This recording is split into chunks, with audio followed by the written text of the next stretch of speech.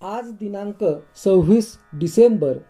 आजच्या प्रवचनाचा विषय मन स्वाधीन होण्यासाठी मनापासून नाम घ्या. जगात आजपर्यंत पुष्कळ लोकांनी दानधर्म स्वार्थत्याग केला, पण त्यांच्यामध्ये कर्तेपणाची जाणीव राहिल्याने खऱ्या अर्थाने त्यांना निस्वार्थी बनता आले नाही.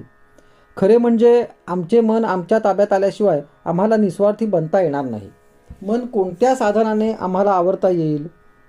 योग, याग इत्यादी साधने त्यासाठी सांगितली आहेत. पण ही साधने या काळात आम्हाला करता येण्यासारख्या आहेत का?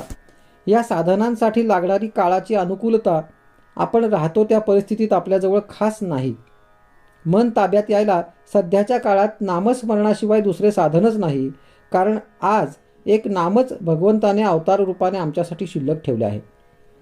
तेव्हा मन स्वाधीन होण्यासाठी सर्वांनी मनापासून नाम घ्यावे.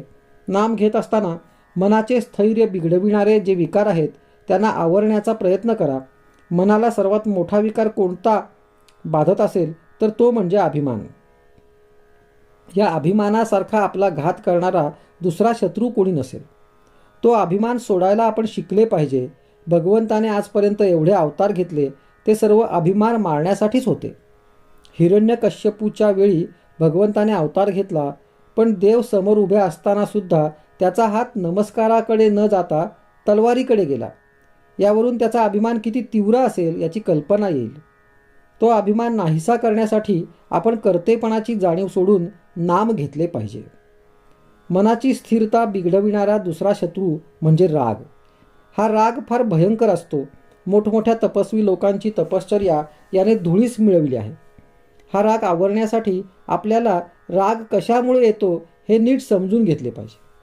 व्यवहारात आपल्याला नीतीची बंधने घालून दिली आहेत ती सर्व आपण पाळली पाहिजेत. नीतीच्या बंधनात राहणाऱ्या माणसाचे विकार आपोआप आवरले जातील. ही बंधने कशासाठी घातली आहेत याचे मर्म समजून घेऊन वागले तर राग आवरता येईल. आणि राग आवरला म्हणजे त्याच्या पोटात लपून बसलेले काम, लोभ, मोह इत्यादी विकारांनाही पायबंद पडेल. याप्रमाणे नीतीच्या बंधनात राहून तुम्ही आपले मन भगवंताकडे विनम्र करा. भगवंताकडे जाऊ लागा. मन आपोआप तुमच्या मागे येईल, कारण तो त्याचा धर्म आहे. भगवंताला विसरू नका. तुमचे मन तुम्हाला आपण होऊन सहाय्य करील याची खात्री बाळगा. आजचा सुविचार: नाम सुरुंगाप्रमाणे आहे. विकाररूपी मोठाले खडक ते फोडून टाकते.